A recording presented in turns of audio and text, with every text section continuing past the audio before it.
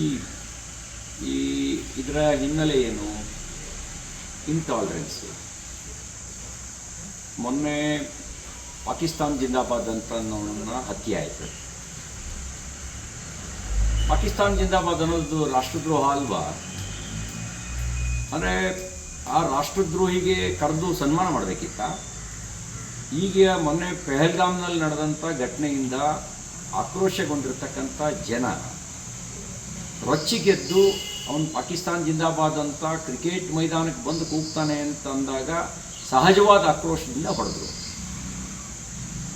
ಅದಕ್ಕೆ ಪ್ರತೀಕಾರ ಭಾರತ್ ಮಾತಾ ಕಿ ಜೈ ಅನ್ನೋನು ಹತ್ಯೆ. ದ್ರೋಹಿಗಳು ಒಳಗೆ ಇದ್ದಾರೆ.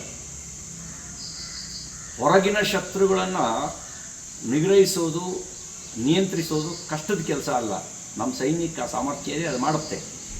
ಒಳಗಿರೋ ದ್ರೋಹಿಗಳಿದಾರಲ್ಲ, ಇವ್ರನ್ನ ರಾಜಕಾರಣ ಹೊರತಾಗಿಟ್ಟು ನಾವು ಬೇರೆ ಸಹಿತ ಕಿತ್ತಾಕ್ತಾ ಇದ್ದರೆ ಇಂಥ ಮತ್ತಷ್ಟು ಹತ್ಯೆಗಳು ನಡೀತಾ ಹೋಗ್ತವೆ. ಮತ್ತಷ್ಟು ಸುಹಾಸ್ ಶೆಟ್ಟಿ ಬಲಿಯಾಗಬೇಕಾಗತ್ತೆ. ಮತ್ತು ಇವರೆಲ್ಲ ದ್ರೋಹಿಗಳಿದ್ದಾರೆ, ದೇಶದ್ರೋಹಿಗಳಿದ್ದಾರೆ, ಮತಾಂಧತೆಯ ಹುಚ್ಚನ್ನು ಹಿಡಿಸ್ಕೊಂಡಿರ್ತಕ್ಕಂಥ ರಾಷ್ಟ್ರದ್ರೋಹಿಗಳಿದ್ದಾರೆ. ಇವರನ್ನ ಸಹಿಸೋದು ಮತ್ತು ಕ್ಷಮಿಸೋದು ಎರಡೂ ಮಾಡಬಾರ್ದು. SDPI ಅಂತ ಸಂಘಟನೆಗಳು ಇಂಥ ದ್ರೋಹಿಗಳನ್ನು ಸಂಘಟಿಸುವ, ಮತಾಂಧತೆಯ ಹುಚ್ಚನ್ನು ಹಿಡಿಸುವಂಥ ಕೆಲಸವನ್ನು ನಿರಂತರವಾಗಿ ಮಾಡ್ತಾ ಇದ್ದಾರೆ. ಮುಂಚೆ ಸಿಮಿ ರೂಪದಲ್ಲಿ, ಅದಕ್ಕೆ ಮುಂಚೆ ಬೇರೆ ಬೇರೆ ಹೆಸರಿನಲ್ಲಿ ಈ ರೀತಿಯ ಮತಾಂಧತೆಯ ದ್ರೋಹದ ಕೆಲಸ ನಡೀತಾನೇ ಇದೆ. ಸರ್ಕಾರ ಇದನ್ನು ಗಂಭೀರವಾಗಿ ತೆಗೆದುಕೊಳ್ಳುವ ಕೆಲಸವನ್ನು ಮಾಡಬೇಕಾಗತ್ತೆ. ನೋಡಿ, ಯಾವ ಲೆವೆಲ್ಲಿಗೆ ಅವರಿಗೆ ಬಂದಿದ್ದಾರೆ ಅಂದರೆ, ವಿಧಾನಸೌಧದ ಕಾರಿಡಾರಿಗೆ ಬಂದು ಪಾಕಿಸ್ತಾನ್ ಜಿಂದಾಬಾದ್ ಅಂತ ಕೂಗ್ತಾರೆ. ಬೆಳಗಾಂನಲ್ಲಿ ವಿಧಾನಸಭಾ ಚುನಾವಣೆಯ ಫಲಿತಾಂಶ ಬಂದ ಕ್ಷಣದಲ್ಲಿ ಕೂಗಿದ ಘೋಷಣೆ ಪಾಕಿಸ್ತಾನ್ ಜಿಂದಾಬಾದ್. ಅಂದರೆ ಇವರೆಲ್ಲ ರಾಷ್ಟ್ರದ್ರೋಹಿಗಳು.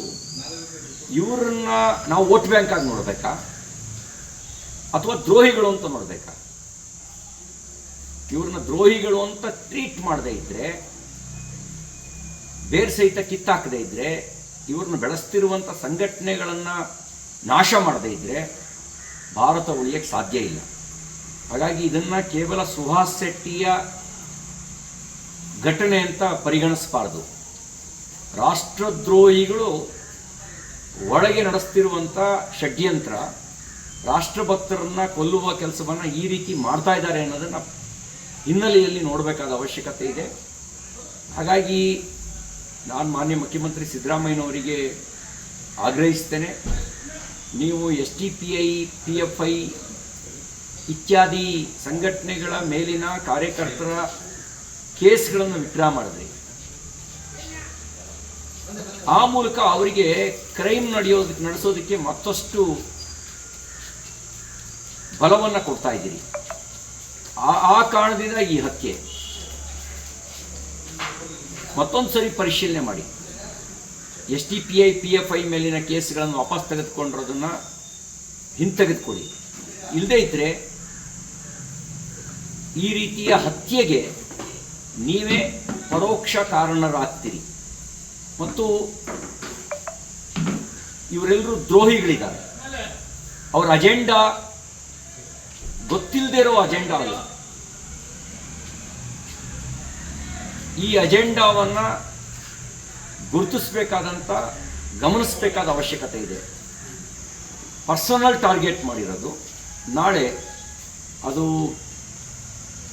ಸಾಮೂಹಿಕ ನರಭೇದಕ್ಕೆ ಕಾರಣ ಆಗುತ್ತೆ ಅನ್ನುವಂಥ ಎಚ್ಚರವನ್ನು ಈ ಸಂದರ್ಭದಲ್ಲಿ ಕೊಡಲಿಕ್ಕೆ ಬಯಸ್ತೇನೆ. ನೋಡಿ, ಈ ಇದರ ಹಿನ್ನೆಲೆ ಏನು? ಇಂಟಾಲರೆನ್ಸು. ಮೊನ್ನೆ ಪಾಕಿಸ್ತಾನ್ ಜಿಂದಾಬಾದ್ ಅಂತ ಹತ್ಯೆ ಆಯಿತು. ಪಾಕಿಸ್ತಾನ್ ಜಿಂದಾಬಾದ್ ಅನ್ನೋದು ರಾಷ್ಟ್ರದ್ರೋಹ ಅಲ್ವಾ? ಅಂದರೆ ಆ ರಾಷ್ಟ್ರದ್ರೋಹಿಗೆ ಕರೆದು ಸನ್ಮಾನ ಮಾಡಬೇಕಿತ್ತ? ಈಗ ಮೊನ್ನೆ ಪೆಹಲ್ಗಾಮ್ನಲ್ಲಿ ನಡೆದಂಥ ಘಟನೆಯಿಂದ ಆಕ್ರೋಶಗೊಂಡಿರ್ತಕ್ಕಂಥ ಜನ ರೊಚ್ಚಿಗೆದ್ದು ಅವನು ಪಾಕಿಸ್ತಾನ್ ಜಿಂದಾಬಾದ್ ಅಂತ ಕ್ರಿಕೆಟ್ ಮೈದಾನಕ್ಕೆ ಬಂದು ಕೂಗ್ತಾನೆ ಅಂತ ಅಂದಾಗ ಸಹಜವಾದ ಆಕ್ರೋಶದಿಂದ ಹೊಡೆದರು. ಅದಕ್ಕೆ ಪ್ರತೀಕಾರ ಭಾರತ್ ಮಾತಾ ಕಿ ಜೈ ಅನ್ನೋ ಒಂದು ಹತ್ಯೆ. ದ್ರೋಹಿಗಳು ಒಳಗೆ ಇದ್ದಾರೆ. ಹೊರಗಿನ ಶತ್ರುಗಳನ್ನು ನಿಗ್ರಹಿಸೋದು, ನಿಯಂತ್ರಿಸೋದು ಕಷ್ಟದ ಕೆಲಸ ಅಲ್ಲ. ನಮ್ಮ ಸೈನಿಕ ಸಾಮರ್ಥ್ಯ ಇದೆ, ಅದು ಮಾಡುತ್ತೆ. ಒಳಗಿರೋ ದ್ರೋಹಿಗಳಿದಾರಲ್ಲ, ಇವ್ರನ್ನ ರಾಜಕಾರಣ ಹೊರತಾಗಿಟ್ಟು ನಾವು ಬೇರೆ ಸಹಿತ ಕಿತ್ತಾಕ್ತಾ ಇದ್ದರೆ ಇಂಥ ಮತ್ತಷ್ಟು ಹತ್ಯೆಗಳು ನಡೀತಾ ಹೋಗ್ತವೆ. ಮತ್ತಷ್ಟು ಸುಹಾಸ್ ಶೆಟ್ಟಿ ಬಲಿಯಾಗಬೇಕಾಗತ್ತೆ. ಮತ್ತು ಇವರೆಲ್ಲ ದ್ರೋಹಿಗಳಿದ್ದಾರೆ, ದೇಶದ್ರೋಹಿಗಳಿದ್ದಾರೆ, ಮತಾಂಧತೆಯ ಹುಚ್ಚನ್ನು ಹಿಡಿಸ್ಕೊಂಡಿರ್ತಕ್ಕಂಥ ರಾಷ್ಟ್ರದ್ರೋಹಿಗಳಿದ್ದಾರೆ. ಇವರನ್ನ ಸಹಿಸೋದು ಮತ್ತು ಕ್ಷಮಿಸೋದು ಎರಡೂ ಮಾಡಬಾರ್ದು. SDPI ಅಂತ ಸಂಘಟನೆಗಳು ಇಂಥ ದ್ರೋಹಿಗಳನ್ನು ಸಂಘಟಿಸುವ, ಮತಾಂಧತೆಯ ಹುಚ್ಚನ್ನು ಹಿಡಿಸುವಂಥ ಕೆಲಸವನ್ನು ನಿರಂತರವಾಗಿ ಮಾಡ್ತಾ ಇದ್ದಾರೆ.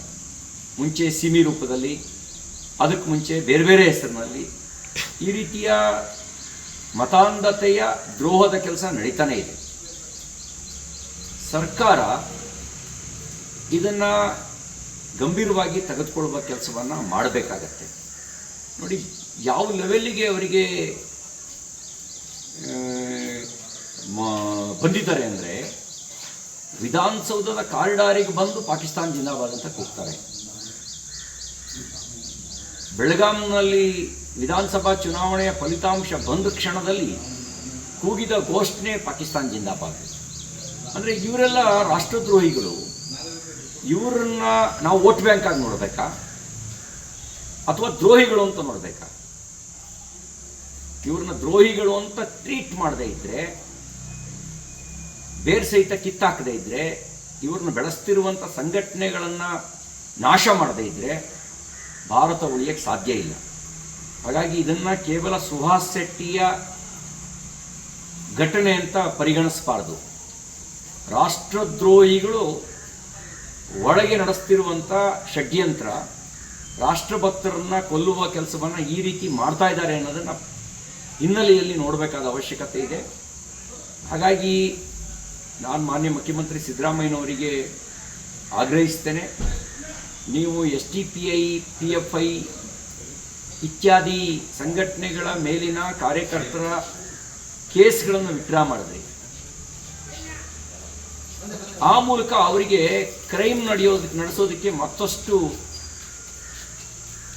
ಬಲವನ್ನು ಕೊಡ್ತಾ ಇದ್ದೀರಿ. ಆ ಕಾರಣದಿಂದ ಈ ಹತ್ಯೆ ಮತ್ತೊಂದು ಸರಿ ಪರಿಶೀಲನೆ ಮಾಡಿ. SDPI, PFI ಮೇಲಿನ ಕೇಸ್ಗಳನ್ನು ವಾಪಸ್ ತೆಗೆದುಕೊಂಡಿರೋದನ್ನು ಹಿಂತೆಗೆದುಕೊಳ್ಳಿ. ಇಲ್ಲದೇ ಇದ್ದರೆ ಈ ರೀತಿಯ ಹತ್ಯೆಗೆ ನೀವೇ ಪರೋಕ್ಷ ಕಾರಣರಾಗ್ತೀರಿ. ಮತ್ತು ಇವರೆಲ್ಲರೂ ದ್ರೋಹಿಗಳಿದ್ದಾರೆ. ಅವರ ಅಜೆಂಡಾ ಗೊತ್ತಿಲ್ಲದೆ ಇರೋ ಅಜೆಂಡಾ ಅಲ್ಲ. ಈ ಅಜೆಂಡಾವನ್ನು ಗುರುತಿಸಬೇಕಾದಂಥ, ಗಮನಿಸಬೇಕಾದ ಅವಶ್ಯಕತೆ ಇದೆ. ಪರ್ಸನಲ್ ಟಾರ್ಗೆಟ್ ಮಾಡಿರೋದು ನಾಳೆ ಅದು ಸಾಮೂಹಿಕ ನರಭೇದಕ್ಕೆ ಕಾರಣ ಆಗುತ್ತೆ ಅನ್ನುವಂಥ ಎಚ್ಚರವನ್ನು ಈ ಸಂದರ್ಭದಲ್ಲಿ ಕೊಡಲಿಕ್ಕೆ ಬಯಸ್ತೇನೆ.